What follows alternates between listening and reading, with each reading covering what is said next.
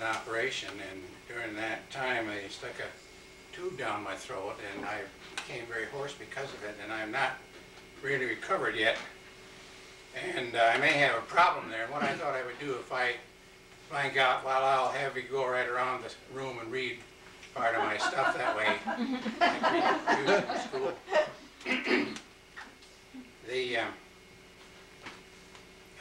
I guess it was, well, in the journal anyway, there was some publicity on this, and it said that I was a raconteur.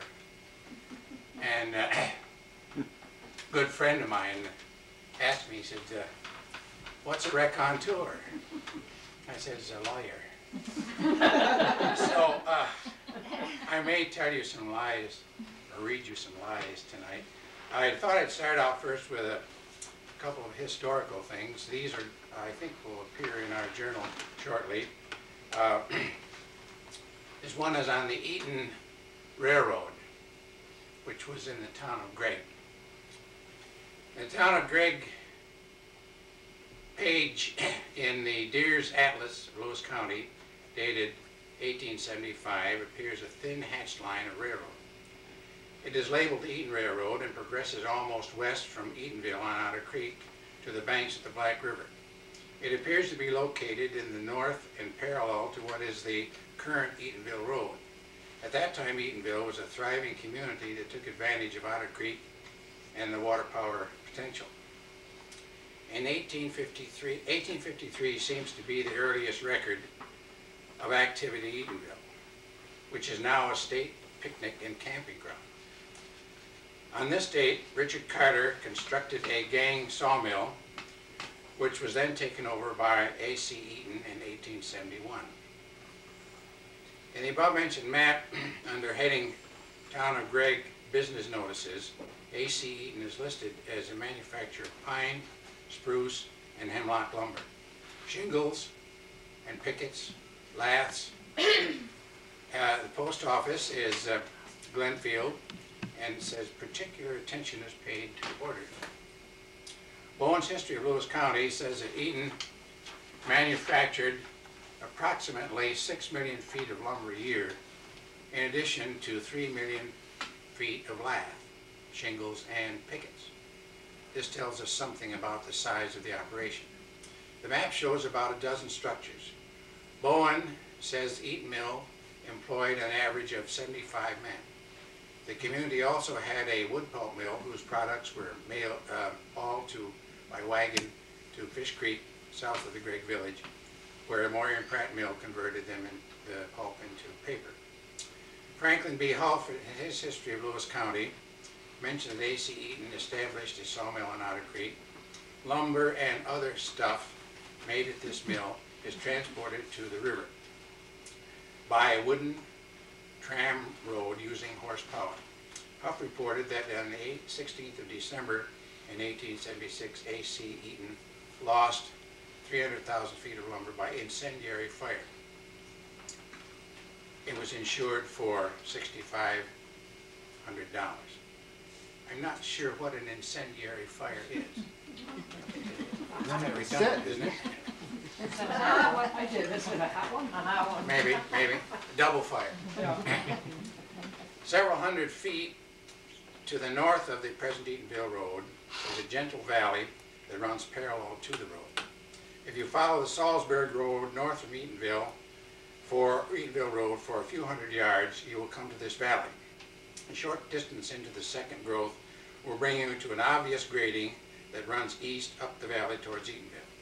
The map shows the wooden railroad going due east from the Salzburg Road to Black River. In a history of Glenfield, Glendale, Gregg, and Branningham, sponsored by the 3G Fire Department, the writer states that it reached the river near the present Jocelyn residence. At this point, the riverbank is very high and steep.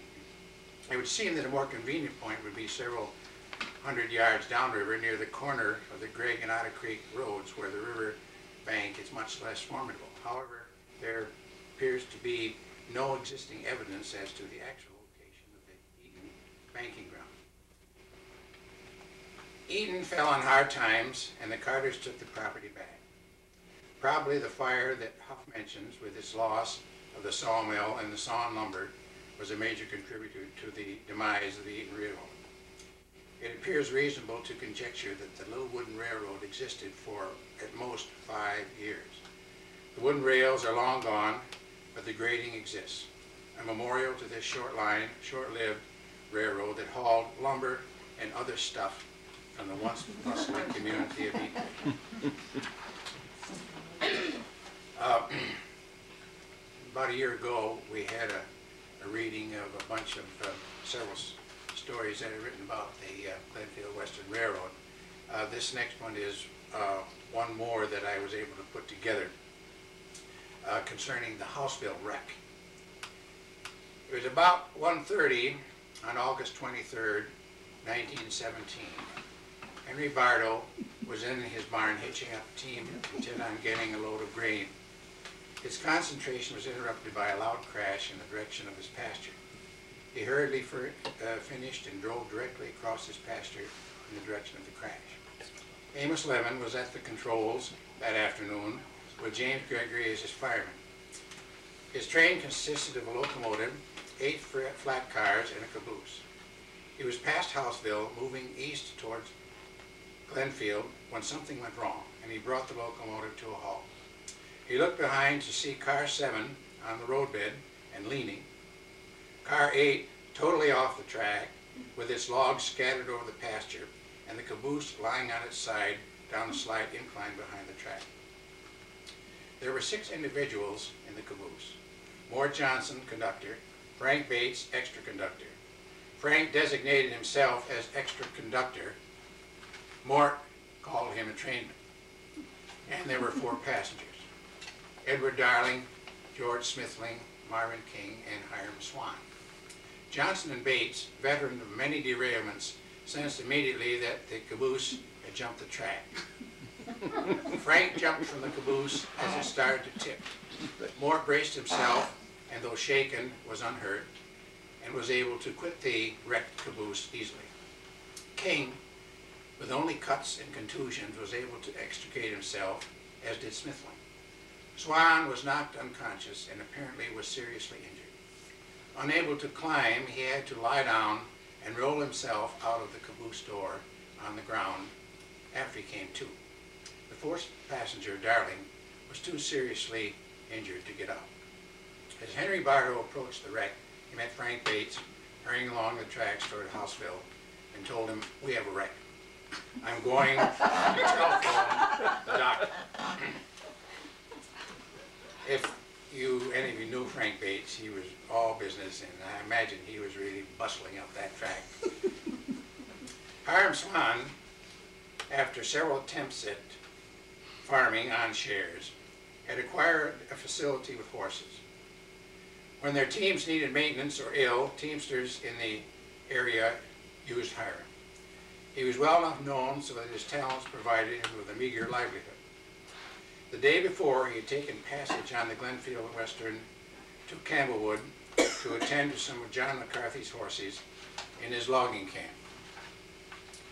He paid his 75-cent train fare, stayed overnight, treated the horses, and when another 75-cent fare, was on his way back to Glenfield. It was the only time he had ever traveled on the Glenfield and Western. Ticket in hand, he settled down in the caboose, which had several chairs for passengers, a bench along one side, and an iron coal stove bolted to the floor. There was a door at each end, and side doors on each side at each end. Hiram had traveled 10 or 15 uneventful miles when the tragedy struck. The locomotive, uncoupled from the standing flat cars and carrying Mort Johnson, left in a hurry for Glenfield. In due time, it returned with Dr. Clarence E. Dodge and his wife Ethel, a nurse. They were too late to do anything for Edward Darling, who had died in the interim.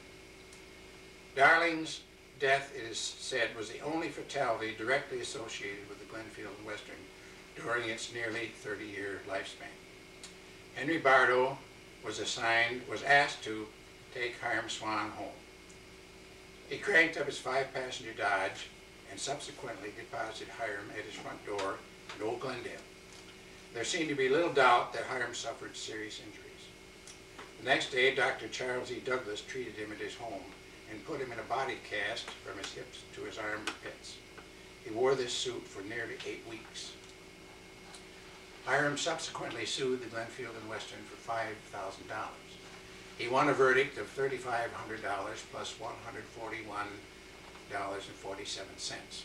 I expect that last was a trial cost or something. I was unable to find out. On appeal, he was represented by attorneys Kilby and Norris of Carthage.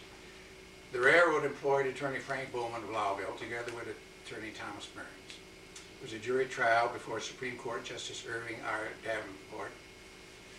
The original verdict was upheld, and eventually a judgment was filed against the Glenfield and Western Railroad. There seemed to be little record of Edward Darling. His place in history is that of the only G&W fatality. And this was taken from the memory of Clarence Johnson and the transcript of the case on appeal of Swan versus Glenfield and Western in December 1919.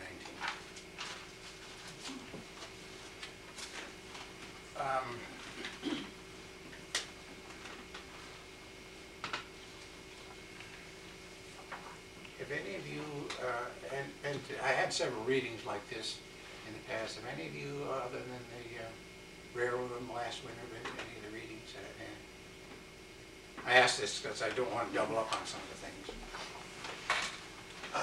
I've been, for a number of years, playing around with some short stories, and I have, a dozen or so. They're all loosely tied together as either seen through the eyes of a young boy, or he may actually have participated in them, or in some cases he was involved but didn't know it at all. I've tentatively titled the whole thing as Looking for a Scarlet Tanager, which won't mean anything to you at this point, but I'd like to read you the first chapter. Leo and Byron were close friends. They had played together since before starting school. Now in the 5th grade, the ties were even stronger. Summer was the time for great adventure. The 10-year-old boy is in as complete mastery of his environment as he ever will be. Imagination runs rampant. He's a pirate, a railroad engineer, a fireman, and a hunter on successive days. He builds fantasies that are fulfilling and real. That year, Frank Buck was on everybody's mind in a movie, Bring 'Em Back Alive, that had been shown in a nearby theater. Papers carried stories of his exploits in Africa. Entranced, Leo wanted to be Frank Buck. Byron was interested, so they set about to build a Frank Buck trapping. There was a large vacant area near their homes that seemed adequate. Well back from the road, but along the river, they selected a suitable site and started digging. Very ambitious, and the work went well for a few days. The soil from the pit had to be concealed as well as did the trap. It soon became apparent there was going to be a huge amount of soil, so they began to spread it around. Using pails, they carried each day's diggings around the lot, carefully spreading it so as to make it inconspicuous as possible. One day they surveyed their work. The hole was about 2 feet deep. It was obvious that the hole 2 feet deep would not even hold a cottontail rabbit. Since this was the most probable quarry, they reluctantly decided the hole had to go deeper, and so it did. They obtained a short ladder of about 6 feet. A rope tied to the bail of a bucket allowed them to pull out several shovelfuls of soil each time. The work went slowly. Their enthusiasm waxed and waned. At times, 2 or 3 days went by with no discernible progress. But although it went slowly, it did go on, and at last they felt it was of sufficient depth. Since they were too young to possess jackknives, Leo quietly borrowed a paring knife from his mother's kitchen. Armed with this tool, they descended to the river. Disobeying a stern family dictum about playing near the river, they cut armloads of slender willow wands. With these, they laid a crisscross pattern over their trap and covered it with a layer of grasses and weeds. The trap was now thoroughly camouflaged and ready. Satisfied, they sat back to watch.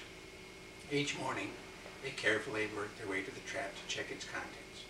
Morning after morning produced the same results, nothing. Their summer's efforts had been so secretive that no one, not even their classmates, knew of the project. The disappointing results produced a gradual slackening of interest. August passed rapidly. The first day of school was near. With an increasing excitement accompanying the start of the school, the trap faded from mind. As with most boys their age, they feigned any like for school. But deep down, they excitedly, anxiously anticipated the adventure of the new school year. The trap vanished from memory. An out-of-state company had purchased the Monteona sawmill and the Greenville Mountain Railroad that brought logs to it from the heights of the Tug Hill Plateau. With the new company came new residents, small-town people, some of whom were rough. A small group of these out-of-state elementary students formed a gang on Elm Street. These 5th and 6th graders, strangers from another state, banded together for strength in facing their new environment. They stood against the town, and especially against the towners of their own age. While there was never anything really violent, the town kids viewed the gang with some apprehension. Several minor skirmishes reinforced the apprehension. One day after school, in the middle of the second week, the two trappers headed for home together. Taking the back way, going cross lots, they headed for the single railroad track which bisected the town. They dawdled until they became aware they were being followed. 3 members of the Elm Street gang were following every move they made. An elusive move near the tracks failed. The Elm Street boys were gaining on them. The intrepid pair broke into a run, crossed the tracks, and tried to disappear in the weedy fields beyond. The Elm Street gang was close behind when the duo burst onto Frank Buck's lair. During the last weeks of August, the ragweed had grown 3 feet. The green amaranth had boomed to 4 feet and taller. The cheap sorrel had grown lush, green, and thick. The quack grass had grown to the very edge of the pit, effectively obliterating any traces of the big game hunters. Their trap was all but invisible. The tall weeds gave considerable cover and slowed the Elm Street gang. Both hunters had the idea simultaneously. Our trap, they breathed to each other. Making a show to give their position away, they divided, one going on either side of the trap. On the far side near the river bank, they crouched, partly hidden by the weeds. With a whoop, the Elm Street gang charged straight across the trap. The cover gave way, leaving 2 of them floundering on the bottom. The third, completely bewildered, stopped just in time. But now the odds had changed. The 2 trappers, mountain men who had cruised the Rockies alone, who had sailed tall ships around the Horn, who had crossed and recrossed Africa on safari, circled around the pit. Before he knew what had happened, the 3rd member of the vaunted Elm Street gang was also in the pit. The trappers, triumphant, each sped to his own home. That Saturday again, using the purloined paring knife, the trap was repaired and set in order. For whatever the reason, perhaps increased confidence for the towners and perhaps increased admiration with respect from the newcomers, shortly after the capture, the Elm Street gang dissolved and became part of the community. Tate Williams was a janitor in the Greenville High School. He had had the job for over 20 years and was a good janitor. The school was always immaculate. Repairs were made well beforehand, well before breakdowns. The school was almost in as good condition as the day it was first opened. Tate was a gentle, compassionate man, well liked by teachers and student alike. Whenever anyone came to him with a problem, he dropped everything to give assistance. Many personal problems that normally would have gone to the teachers or the principal were quietly resolved down in the boiler room. Tate married Nellie Wood. After a few years of marriage, they produced 1 daughter, Sarah, now the apple of Tate's eyes. Sarah was a lovely girl, gentle like her father. She could fit into any group. The Tates were well liked and admired by the townspeople. Tate was also a good hunter and a fantastic marksman. The 2 skills went together. Tate was 60 when the Depression hit. That was when he started hunting alone. His eyes were still as sharp as most of the 20-year-old hunters. Any hunting party welcomed him, as he was sure to bring down a deer if a shot was offered. Hunting had come to mean meat on the table. Any meat in those Depression years was like money in the bank. When a group hunts together, Together, a deer is taken, all share in the kill. By doing his bit alone, Tate made sure that his family got all the remains of one deer. He always got his deer. He was scrupulous in his law-abiding. The law said 1 deer per licensed hunter. That was all he took, unlike some of the hunters in the town. To supplement his income, Tate also kept bees. Over the years, he had learned much about the art of beekeeping. His honey was in demand throughout the town. He kept the price reasonably low so that the town benefited, and he had a small supplementary income. Nellie learned early in her marriage to use honey in her cooking. Honey not sold was used at home, despite the fact that sugar is only 5 cents a pound. Using their own sweetening helped the family budget. Hives multiply by swarming. For reasons that are not well understood, bees will occasionally take it on themselves to swarm, producing a new colony. A new queen is produced.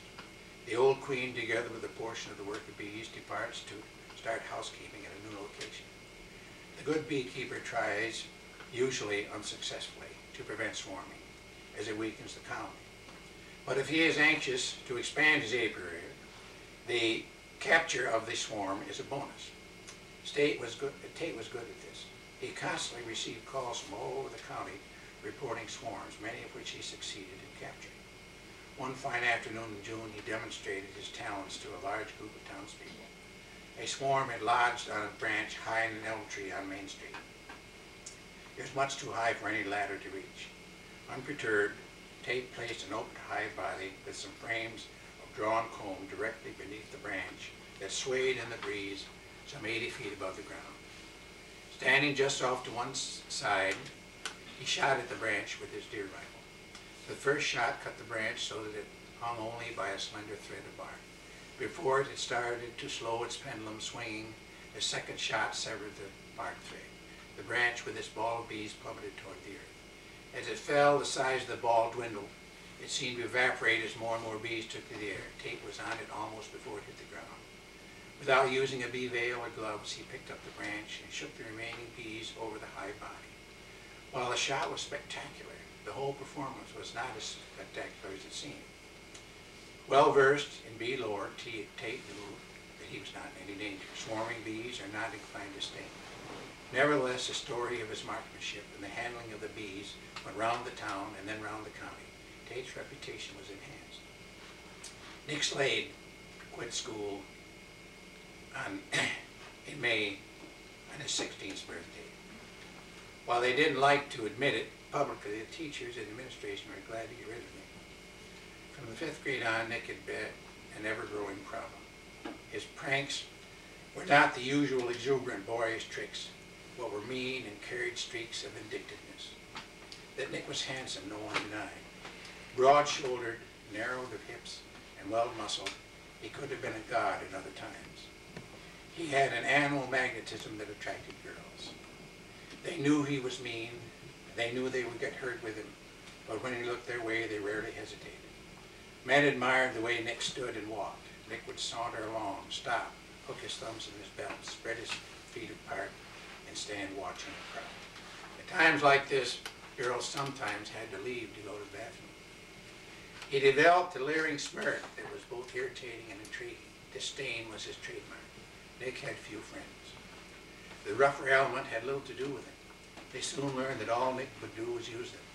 The rest of the boys kept as far away from Nick as they could. Most would admit that they were afraid. Nick was unpredictable. Nick was a loner. The postmaster once said that he was a rotten kid that grew into a rotten man. Right after he quit school, he got a job in the road gang that repaired roads in the township surrounding Greenville. He was fired 3 days later after decking the straw boss who called him for not working. He got a job digging ditches. The man that hired him thought with his strong physique he would get the ditches dug in no time. Nick quit after the second day. He felt that this was the lowest of manual labor and was much too low for him. A home builder hired Nick to help his carpenters. Their demands irritated Nick. He became surly and slow to respond. He lasted a week. This was the story of Nick's attempt to make it in the big world. And it went on like this for 2 years. One day, lightning struck the Williams home. Sarah, now graduated from high school, announced that she had been seeing Nick and that they were going to marry. Tate could not believe his ears. In the murky days that followed, he would jerk back to reality, hoping that it was all a nightmare. Having worked in the high school for over 20 years, Tate knew quite a bit about child psychology. He knew that he was in a position where nothing he could do would be right. If he forbade the marriage, Sarah would live on hating, or worse, she would elope hating it. No matter what happened, Sarah would be hurt. His clear, logical arguments, moderately presented, fell on deaf ears. Sarah seemed detached from reality. Nellie spent the nights crying. Nothing availed. All his gentle persuasions were unsuccessful. Tate and Nellie decided to do the best they could and support their daughter's marriage. Sarah had been a good daughter. They loved her with passion. She had filled their home with laughter, light, and love. They had always thought of a church wedding for their daughter, and although there was little cash money, they made plans for the event. Nellie, a fine seamstress, fashioned a beautiful gown using some special curtains and her grandmother's lace, which was carefully hoarded in an attic trunk for over 50 years. Imogene Brownell was the organist. She gladly played and sang gratis. The church cost nothing. The minister's fee was negotiable. Neighbors contributed flowers from their gardens. The church was resplendent. If she had any doubts, Sarah gave no sign. On her wedding day, she was radiant. Most people thought her to be one of the most beautiful brides ever to grace the church. Tate, dressed in his best and only suit, almost broke down when he gave her away. Nellie sobbed throughout the service.